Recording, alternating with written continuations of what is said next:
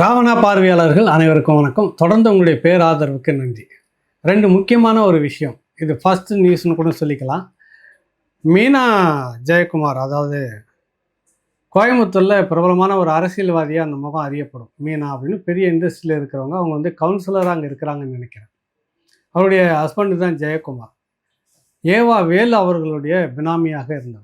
திமுக ஆட்சியில் வந்துட்டு மேயருக்கு போஸ்டிங்காக ஏற்பாடு முனைப்பால் இருந்திருந்தாங்க. கடைசி நேரத்தில் கிடைக்கல என்ற அதிருப்தியில் விலகி இருக்கிறதெல்லாம் சொல்லியிருந்தாங்க. ஆனால் நிறைய ஃபைனான்ஸுனாக்கா ஏதோ லட்சத்தில் நடக்குதுலாம் நினைக்காதீங்க.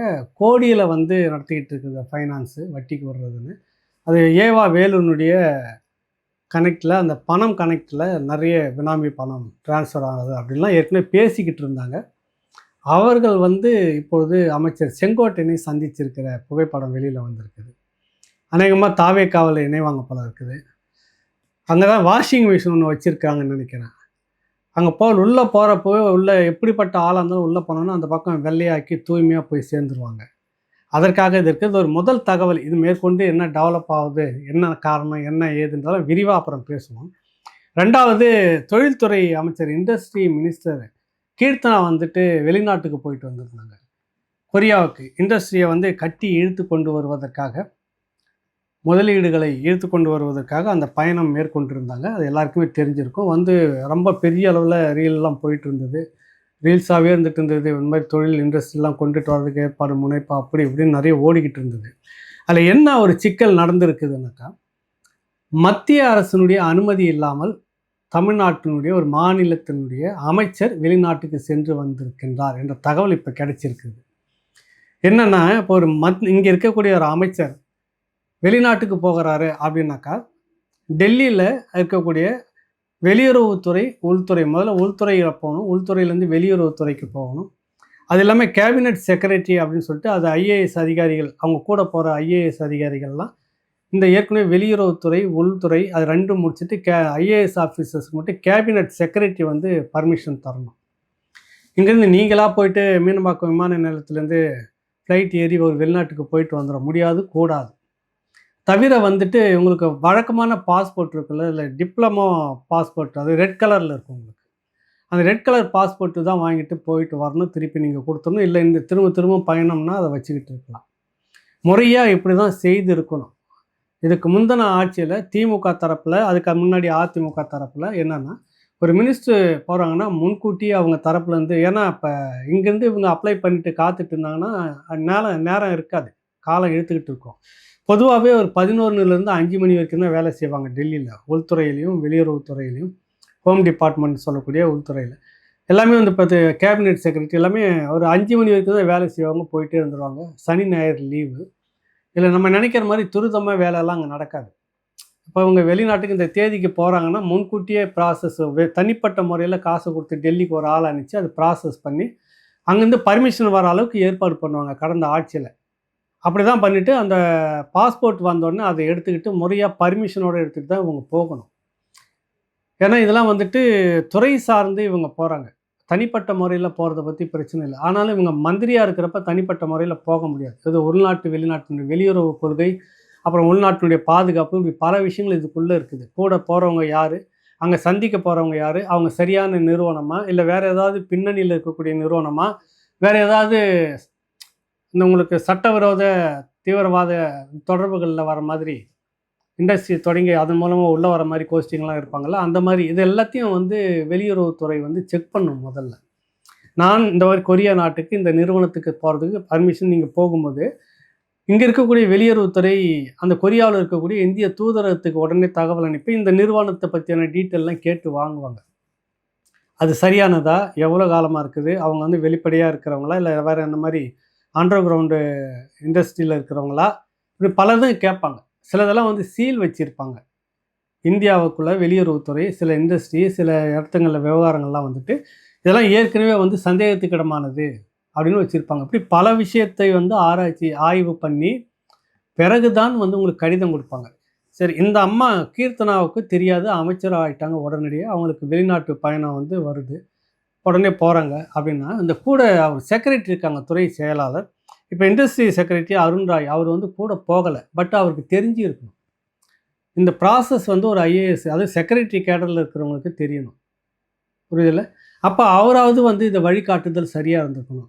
இந்த கீர்த்தனா கூட போனது யார் கூடனாக்கா, உங்களுக்கு தொழில் வழிகாட்டு மையத்தினுடைய மேலாண்மை இயக்குனர் எம்டியாக இருக்கிறவர். அதாவது இண்டஸ்ட்ரி செக்ரட்டரிக்கு கூட வந்து இந்த தொழிலெலாம் ஆர்கனைஸ் பண்ணி வழிகாட்டு மையம்னு ஒன்று வச்சுருக்கிறாங்க. அந்த டிபார்ட்மெண்ட்டுக்கு தொழில்துறையில் அவங்க தான் வெளிநாட்டினுடைய இண்டஸ்ட்ரியெல்லாம் பேச்சுவார்த்தை நடத்தி கவுட்டிட்டு வர்றதுக்கானது ஒரு மையமாக அவங்க வச்சிட்ருக்கிறாங்க தமிழ்நாட்டில். காலங்காலமாக அதுக்கு வந்து முறைப்படி ஐஏஎஸ் முடித்தவர்களை தான் அந்த இடத்துல வந்து போடுவாங்க.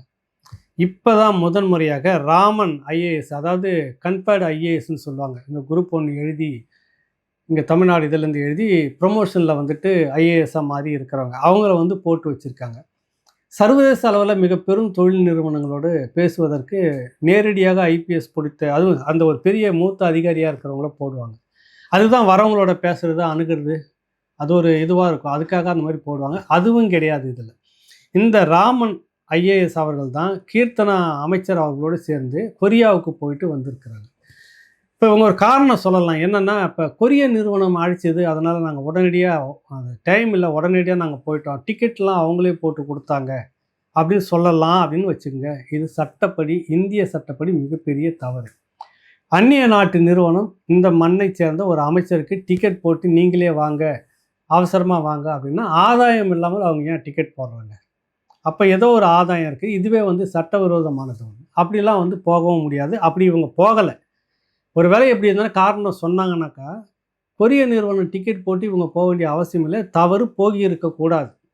எப்படி போனாங்கன்னு தெரியல. இப்போ தமிழ்நாடு அரசு சார்பாக போயிருந்தாங்கன்னா இந்த கணக்கு வழக்கு போக வர இந்த செலவினங்கள் கணக்கு வழக்கெல்லாம் வந்துட்டு இங்கே வந்து கொடுக்கணும். தமிழ்நாடு ஸ்டேட் இதுக்கு வந்து கொடுக்கணும் உங்களுக்கு.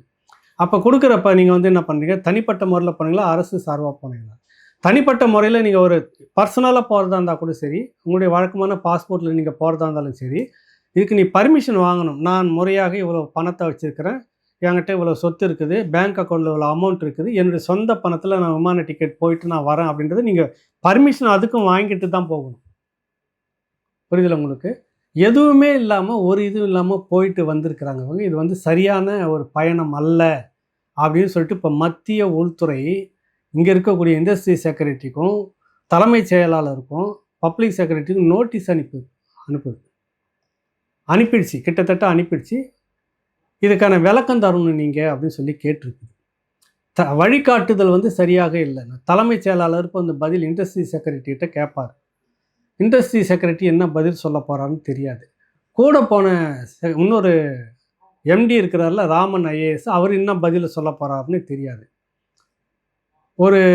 இவங்க அமைச்சர் உண்மையிலே புதுசாக வந்தவங்க தெரிஞ்சிருக்காது. பட் இவங்க படித்தவங்க, உங்களுக்கு ஓரளவுக்கு தெரிஞ்சிருக்கும். கீர்த்தனா அவர்களுக்கு வெளிநாட்டுக்கு போகிறப்ப அது நம்ம தன்னிச்சையெல்லாம் போயிட முடியாது, என்ன ப்ராசஸ் செய்திருக்கீங்கன்னு கேட்டிருக்கணும் செக்ரட்டரிகிட்ட, இண்டஸ்ட்ரி செக்ரட்டரிட்டையும்.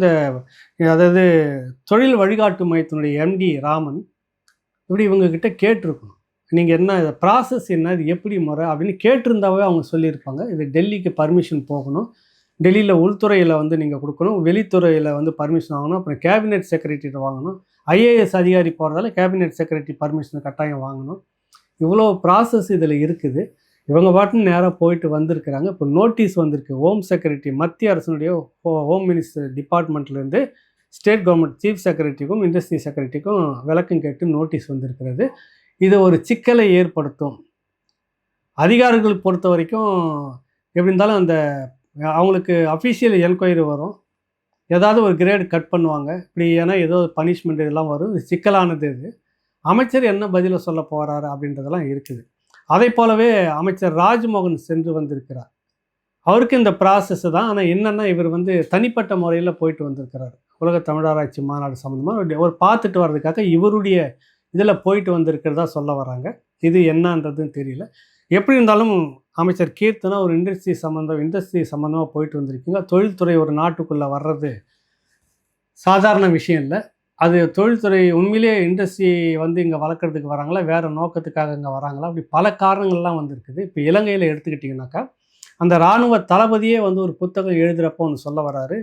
போர் தொடங்கிறதுக்கு முன்பாக சீனாவிலிருந்து ஆயுதம் இங்கே எங்கள் இலங்கைக்கு எடுக்கிறது வந்து தடை செய்திருந்தாங்க. இந்த சர்வதேச போர் விதிமுறைகளை நாங்கள் மீறியதாக எங்களுக்கு ஆயுத தடை இருந்தது. ஆனாலும் வந்து இங்கே சீனாவினுடைய ஒரு பெரிய இண்டஸ்ட்ரி 2, 3 இண்டஸ்ட்ரி இருந்தது. வர்த்தக நிறுவனம். அந்த இண்டஸ்ட்ரி மூலமாக நாங்கள் ஷிப்பு மூலமா நிறைய ஆயுதங்கள வாங்கிக்கிட்டோம். தேவையான ஆயுதங்கள் எங்களுக்கு வந்து சேர்ந்தது. வாங்கிக்கிட்டோம். இப்ப அந்த போர் முடிஞ்சிருச்சு. அந்த இண்டஸ்ட்ரிய வந்து கலைச்சிட்டு, இப்ப ரியல் எஸ்டேட் நிறுவனமாக அது மாறி இருக்கிறது. அப்படின்னு பதிவு செய்திருக்கிறார். அப்போ ஒரு இண்டஸ்ட்ரி வந்து ஒரு நாட்டுக்குள்ள போயிட்டு நீங்க பேசி இங்க அழைச்சிட்டு வரதுல இவ்வளவு சிக்கல் இருக்கிறது. இதெல்லாம் தெரிந்து கொள்ளாமல் அமைச்சர் கீர்த்தனா எப்படி வெளிநாடு சென்று வந்தார்? இதுதான் இப்ப மத்திய உள்துறை வந்து இங்க கேள்வி கேட்டுட்டு இருக்குது. அடுத்த கட்டம் என்னான்றத உங்களுக்கு இது டெவலப் என்னன்றதுன்னா விரிவா நான் சொல்றேன். மீண்டும் சந்திப்போம். நன்றி, வணக்கம்.